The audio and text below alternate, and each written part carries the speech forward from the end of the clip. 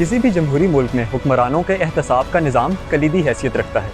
एक रियासत की अपने हुक्मरानों का एहतसाब करने की ताकत ही जमहूरियत की ज़ामिन है। पाकिस्तान में पॉलिटिकल एलीट की अकाउंटेबिलिटी के लिए नैब लॉज बनाए गए।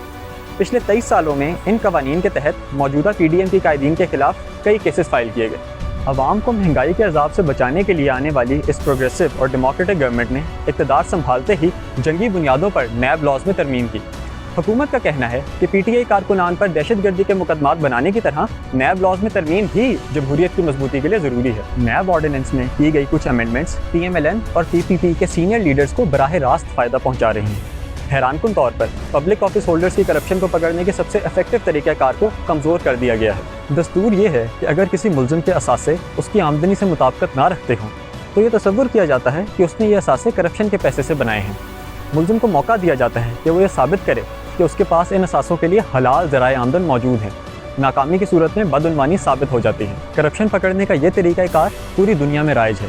PMLN के सीनियर लीडर शाहिद हकान अब्बासी भी इस तरीक़ाकार के कायल हैं। मुल्क ये बिल्कुल ज़रूरत है मुल्क कि जो शख्स इस मुल्क का शहरी है वो जस्टिफाई करे कि उसकी जो लाइफ स्टाइल है वो कहाँ से आया है, क्योंकि जब आप खर्चा करते हैं तो उसके लिए इनकम चाहिए होती है, और इनकम जब आपकी होती है उसके अंदर एक हिस्सेदार होता है, उसका नाम है हुकूमत पाकिस्तान, उसका नाम है इस मुल्क के अवाम, जिन पर वो पैसा खर्च करना होता है हुकूमत का। ये जब तक हम नहीं करेंगे, हम सारा दिन अकाउंटेबिलिटी करते रहें, यहाँ बड़े बड़े चोर जो हैं वो इस मुल्क को लूट कर चले गए हैं, आज भी लूट रहे हैं, पहले भी लूट रहे, इसके बाद भी लूटते रहेंगे। सेक्शन 9A5 के तहत नैब ऑर्डिनेंस में करप्शन को पकड़ने का यही तरीक़ाकार है। सेक्शन 14C कहता है कि अगर साबित हो जाए कि मुल्ज़िम के असासे उसकी आमदन से ज़्यादा हैं तो ये माना जाएगा कि मुल्ज़िम बदउनवानी में मुलव्वस है। नैब अमेंडमेंट में सेक्शन 9A5 में through corrupt and dishonest means के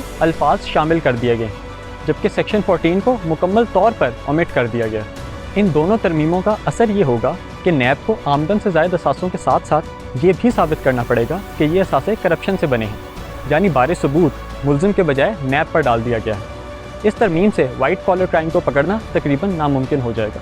लेकिन सबसे अहम बात यह है कि सेक्शन 9A5 वो सेक्शन है जिसके तहत नवाज शरीफ और मुआवनत करने पर उनकी बेटी मरियम नवाज को सज़ा सुनाई गई। इस तरमीम के बाद नवाज शरीफ को आला अदालतों से बआसानी रिलीफ मिल सकता है। इसी तरह इस अमेंडमेंट में सेक्शन 21G को हटा दिया गया है। ये सेक्शन कहता था कि बैरूनी हुकूमतों से आने वाली इंफॉर्मेशन पर कानून शहादत ऑर्डिनेंस लागू नहीं होता। नवाज शरीफ के केस में JIT ने बैरूनी हुकूमतों से म्यूचुअल लीगल असिस्टेंस के तहत कई दस्तावेजी सबूत हासिल किए थे। अब इन सबूतों की गैर मौजूदगी में नवाज शरीफ के लिए आसानियाँ पैदा की जा रही हैं। मरियम नवाज को जाली ट्रस्ट डीड दिखाने पर सज़ा सुनाई गई थी। चूँकि ये ट्रस्ट डीड UK से आई थी, इसको भी खारिज करके मरियम नवाज को रिलीफ दिया जा सकता है। इस अमेंडमेंट से सिर्फ नवाज शरीफ ही नहीं बल्कि दीगर हुकूमती लीडर्स भी मुस्तफ़ीद होंगे। ख्वाजा साद रफ़ीक और ख्वाजा सलमान रफ़ीक के खिलाफ पैरागॉन सोसाइटी का रेफरेंस 76 इफेक्टिव्स पर मुश्तमिल है। नैब लॉ में अमेंडमेंट करके पब्लिक एट लार्ज को 100 से ज़ायद अफराद पर डिफ़ाइन कर दिया गया है, जिससे ये केस भी खारिज हो सकता है। इससे कबल सुप्रीम कोर्ट ये फैसला सुना चुकी है कि 22 अफराद भी पब्लिक एट लार्ज हो सकते हैं। मगर आप ये सोच रहे होंगे कि ये सारे केसेस तो पुराने हैं, इनका इस अमेंडमेंट से क्या ताल्लुक़ है। यहाँ आता है हुकूमत के बेहतरीन दिमागों का शाहकार। इस अमेंडमेंट को 1999 से नाफिजुल अमल समझा जाएगा, यानी अब ये सारे केसेस इस अमेंडमेंट के ज़रिए मफलूज करदा कानून के तहत सुने जाएंगे। इस तरमीम के नतीजे में अब तक एहतसाब अदालतें 50 से ज़ायद रेफरेंसेस नैब को वापस कर चुकी हैं। रिलीफ पाने वालों में जमहूरियत के बहुत से मोहसिनों के नाम शामिल हैं। वज़ीर-ए-आज़म शहबाज शरीफ और हमजा शहबाज के खिलाफ रमज़ान शुगर मिल्स का केस वापस कर दिया गया है। स्पीकर नेशनल असम्बली राजा परवेज़ अशरफ के खिलाफ रेंटल पावर के 6 रेफरेंसेस लौटा दिए गए हैं। रिलीफ पाने वालों में यूसुफ रज़ा गिलानी, सलीम मांडीवाला और सरदार मेहताब अब्बासी के नाम भी शामिल हैं। इस अमेंडमेंट के ज़रिए नैब की बहुत सी पावर्स को कम कर दिया गया है। सदर के मातहत एक आज़ाद इदारे के बजाय इसे फेडरल गवर्नमेंट के मातहत कर दिया गया है, जिससे इसकी आज़ादी और शफाफियत पर एतराज़ात आयद होंगे। इन सारे इक़दामात को देखते हुए सदर आरिफ अलवी ने इस तरमीम पर दस्तखत करने से इनकार करते हुए इसे एतराज़ात के साथ वापस भेज दिया, मगर ये तरमीम सदर के दस्तखत के बगैर ही नाफिजुल अमल हो गई। मगर बात यहाँ ख़त्म नहीं होती। हुकूमत इस तरमीम में अपने लीडर्स को मुकम्मल तौर पर रिलीफ ना दे सकी।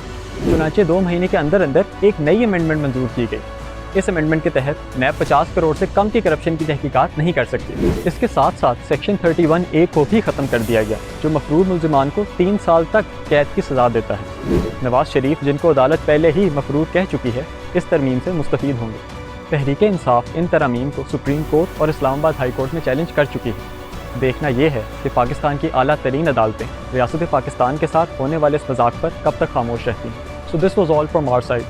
You are watching Decoding Enigmas, and until we meet again, Allah Hafiz.